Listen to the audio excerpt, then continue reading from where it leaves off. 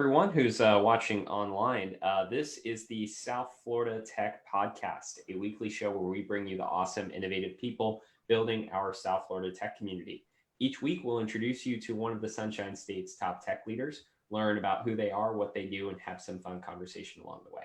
Our podcast is, of course, presented by the Palm Beach Tech Association, a nonprofit dedicated to building South Florida into a tech hub. And I'm your host, Joe Russo, the president and CEO. And of course, we need to start off by thanking our sponsor for our podcast, the wonderful folks over at Emerge Americas.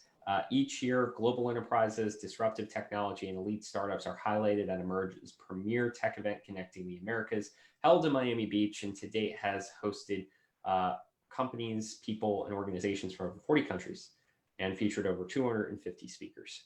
They are transforming the South Florida tech community through this event. The next one is actually going to be held in 2021. So looking forward to that. Fingers crossed that we're all going to be ready for that by then, because I did miss going to that this year. With that, I would love to introduce our guest. We are joined here by the wonderful Rebecca Danta of Miami Angels today. She is a Miami native, passionate about investing into markets and teams that are often overlooked by the traditional venture capital. She received a bachelor's from University of Florida and also studied at the Universidad Pablo de Olavide, which I probably got that wrong. But prior to joining Miami Angels, Rebecca managed global campus operations for General Assembly in New York City, one of the top most innovative companies in education. Now they're in South Florida, of course, and doing a lot in coding education. But today, Miami Angels is what Rebecca does day to day. She's a managing director of this fund that has since to date deployed $13.7 million into 33 companies since 2014. They built a sustainable, independent business model that has been one of the most active angel funds in the state of Florida. Additionally to that, she is on the board of the Florida Venture Forum and is in the Miami Fellows class as well. A very accomplished and very influential person in the world of Miami and South Florida tech, and of course in the Florida venture capital space. Rebecca, thank you so much for joining us today. Thanks for inviting me to be on the show with you. So tell us a little bit more about you. What's your, who are you? What do you do? Give us the 411 on who Rebecca is. You gave a great background, but yes, I'm a proud Miami native. I am one of those people who left Miami when I thought that there wasn't a job for me here. So that's very much involved in my story and kind of what drives me today in my work. And to tell you a little bit more about Miami Angels, we are an early stage investment organization. We were founded in 2014. And we invest in early stage software companies and medical devices as well. Within software, we are industry agnostic. We invest once the product is on the market. Usually the companies have revenue, but we also invest in pre-revenue companies as well. And we are a membership organization. So there's 100 members in our group, all accredited investors. And those members are made up of family offices, professional angel investors, VC funds, as well as entrepreneurs and executives. Historically, all of our members were in South Florida, but given everything with COVID, we've moved to online, and we now have members kind of based all over the US now that COVID has shifted a lot of life plans for people. Yeah, and so part of Miami Angels is you guys went through a rebrand a couple of years ago. I believe the original name was Accelerated Growth Partners. Yep, right? That's right. Still Good got memory. one or two. Yeah, still got one or two screws moving around up there. But it has a little bit of footing into sort of the early days of what has transpired over the last, I think, 5 or 6 years into this growth of the tech community in South Florida. I mean, could you speak to that in a little bit more, maybe like the history of how it got started and, how it came to be what it is today? Yeah, our story is very much intertwined with the growth of the Miami tech ecosystem. They go hand in hand. So basically, things really started growing in South Florida around 2013. A lot of that was investments made by the Knight Foundation. We were one of those grantees. And the idea was, let's try this thing out. The way it happened was that there was a few investors here, and they realized it was really hard for entrepreneurs to raise seed round capital. So there wasn't organized angel capital in Miami at the time. So they said, let's get together, let's make it easier for founders and share deal flow.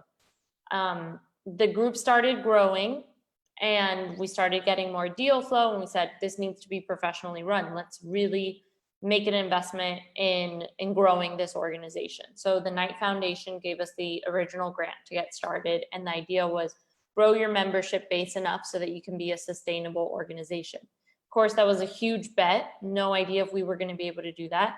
Florida has a lot of folks that fall under accredited investor status, but they haven't been historically investing in tech. So our thesis was that we can get people who have been investing in real estate and private equity, teach them about this asset class, and get them to allocate a portion of their net worth to this. We've been able to do that, and like you mentioned in the introduction, we are now self-sustaining just off our membership dues. And obviously the last few months have been a whirlwind for us all, but how have you, as a person, as a leader, really faced some of those challenges? I mean, obviously you have a board, you have members of Miami Angels that are looking for various things in the changes of the world. How have you had to adjust to face some of these challenges? So I've been optimistic, but I've planned for the worst. Luckily, in our organization, that has not happened.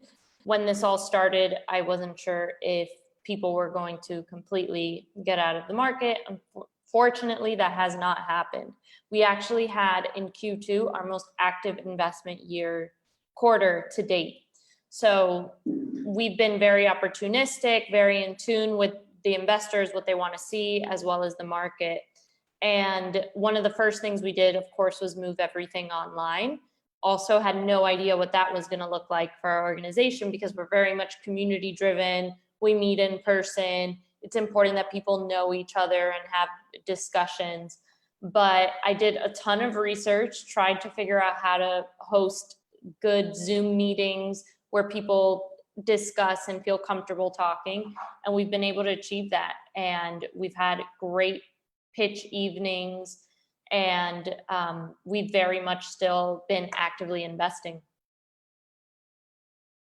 And I think I read 33 companies, give or take, that you've invested in with Miami Angels.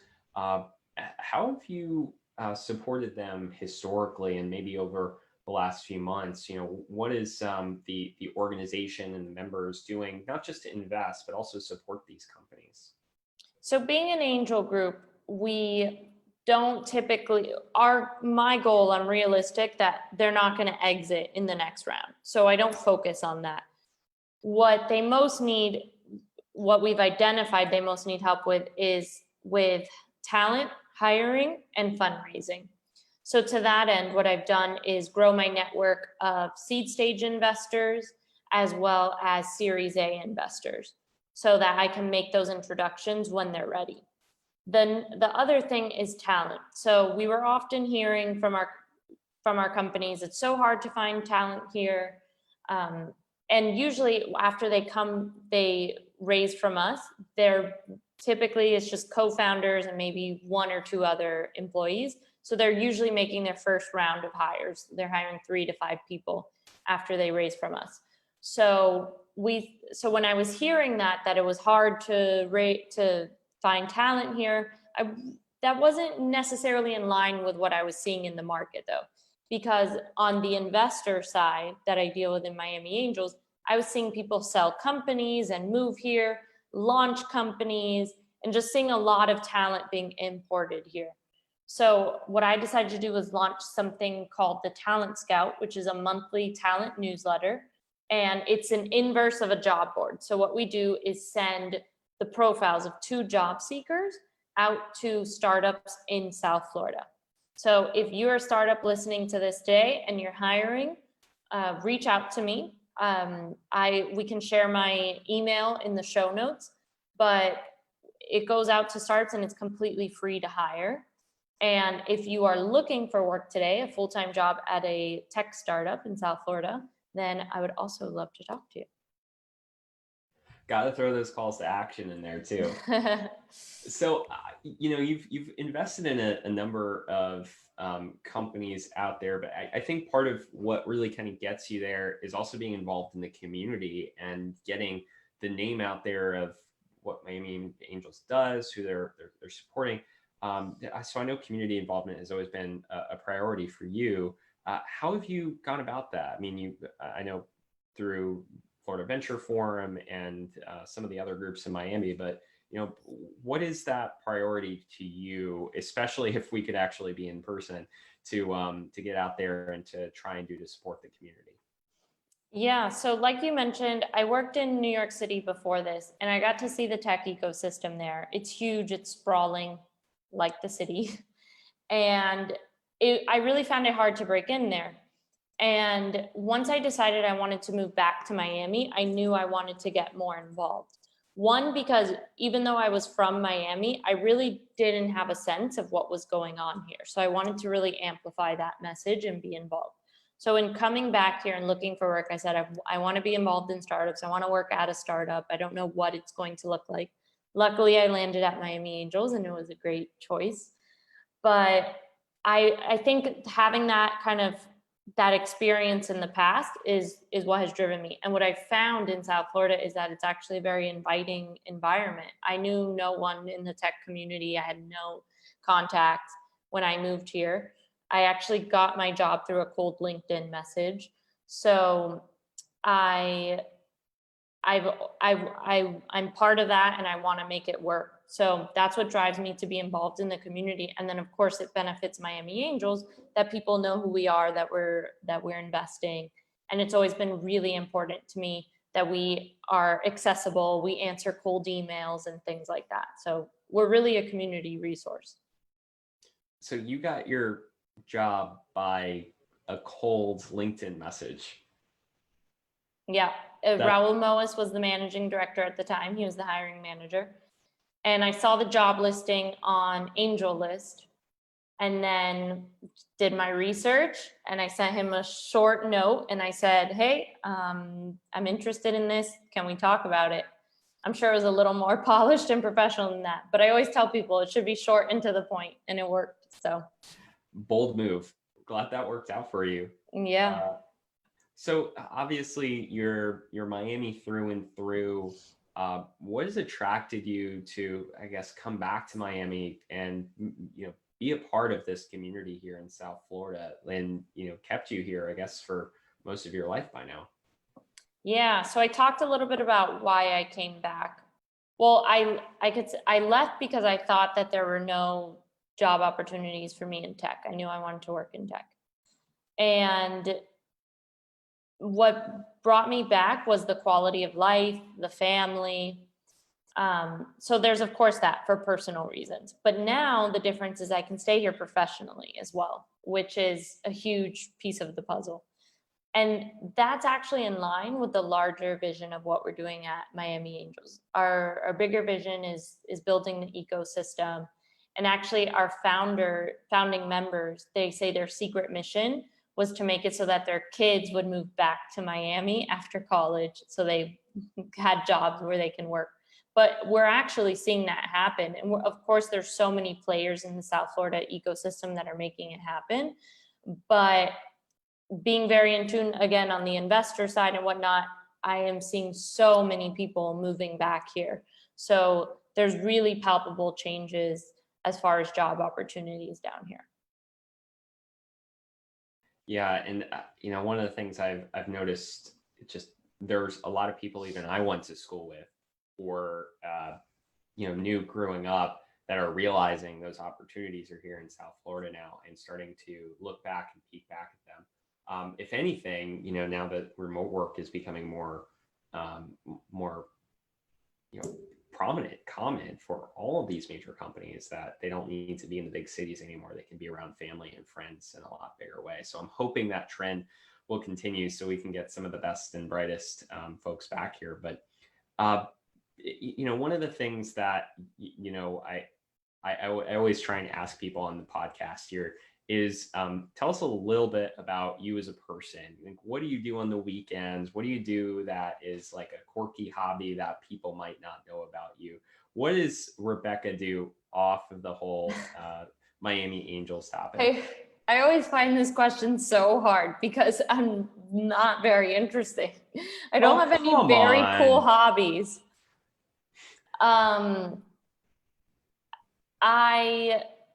So you mentioned I studied in Spain. Mm-hmm. It worked out for me because I happened to meet my husband when I was there. He's Spanish. So over time, flamenco has been very much a part of our lives. And so I've actually learned to flamenco dance and I still do it. And then I'm Cuban American, so salsa dancing has always been really big. So I love dancing. So it's an outlet for me. If I'm stressed or something, I'll go with a girlfriend and we'll go salsa dancing. And the flamenco as well. So that's what you can find me doing. Did I see an article once about that I might have been mistaken, but you were cooking as well at some point? Cooking's an outlet as well. Because my work is very much on the computer, like many people these days, that I disconnect by doing something with my hands. So there's like the dancing, but then cooking as well. There's nothing like getting home, turning off all the devices, chopping vegetables and whatnot. So I do like that as well. What's your go-to dish? Oh, that's hard. Pasta, Mac. That's not that hard. Pasta. My gosh, yeah, I'm Italian, so I make pasta every night, I feel like. So going back to South Florida Tech for a moment. I mean, you've been here and been involved for a number of years. Did you really imagine us kind of getting to where we are today, like 6 years ago when things first started coming together? Or are you just impressed by the fact that we have so many great people working here right now? That's a tough question because I'm so in it. It's hard sometimes to see the differences. I know it's completely different than it was in 2014. Keep in mind that I wasn't here in 2014. I got here in 2017. And I do think like the quality of deal flow even has improved. We've gotten more investors who have experience investing. So those are the things that I can notice. But then of course I also see like we still have so much work to do, so much more to do. So I applaud where we've gotten to, but of course I want us to continue growing and moving forward, but we're doing great. Yeah. Do you have a favorite initiative or like a tradition in Miami Tech, like an event that you just love going to, or a company that just keeps on piquing your interest in some way? Well, you're putting me on the spot with this one. I'm putting you on the spot a little bit. I apologize. I mean, I think when you talk about a tradition, I think about something that occurs regularly, and that's Venture Cafe. Mm-hmm. Every week, the weekly gathering led by an amazing team, Leanne, and I think they're amazing in their leadership and their vision. They are awesome, and they have a nice little spot over there too. Anytime I get a chance to go down and see them over at CIC, I wish I could do that more now. So, a couple more questions here. I imagine like doing what you do and being as out there as you are, there are things that inspire you to do what you do and to work with the companies that you do. And I'm curious what that might be, or what those things might be that really get your inspiration going in the day to say, this is what I love to do. It's working. I love working with people. So if it's my colleague Bruno or the investors, the members in Miami Angels and the entrepreneurs we work with, I absolutely love kind of coaching people through the process as well, like working with amazing entrepreneurs who maybe aren't super familiar with raising venture capital. That's always so exciting to see. And then on the investor side, like I mentioned, a lot of the folks that are members of our group haven't historically invested in this asset class. And it's so exciting to talk to them about it and to see them getting excited about investing into the entrepreneurs, because venture capital is so people driven, especially early stage investing. And that's really what inspires me. And if you were to have some call to action for our South Florida tech community, something that you can get everybody just to listen to you for a minute on, what would that be? One of the thing that stands out to me about this tech ecosystem is how everyone's a builder. We have a shared vision of wanting to grow this thing, and we've done it from the ground up, and we're continuing to do so. So if you're new here, come and be ready to do something also for the larger community, because that's what makes this special, and that's what's going to make this a success. Awesome. Well, hey, thank you so much, Rebecca, for joining us on the podcast here today. For anyone who wants to learn more about how to get involved in Palm Beach Tech, you can go to palmbeachtech.org. You can click Get Involved and sign up for a committee, join a peer group. Would love for you to become a member as well if you're listening in. Also want to thank our producing partners at Media Ops, the premier global platform for technical communities with brands like DevOps.com, Security Boulevard, and Container Journal. They help produce our podcast. So big thanks to Alan, Brian, and the team over there. And of course, thank you so much, Rebecca, for joining us here today on the podcast. Appreciate that you could spend the time with us. Thank you.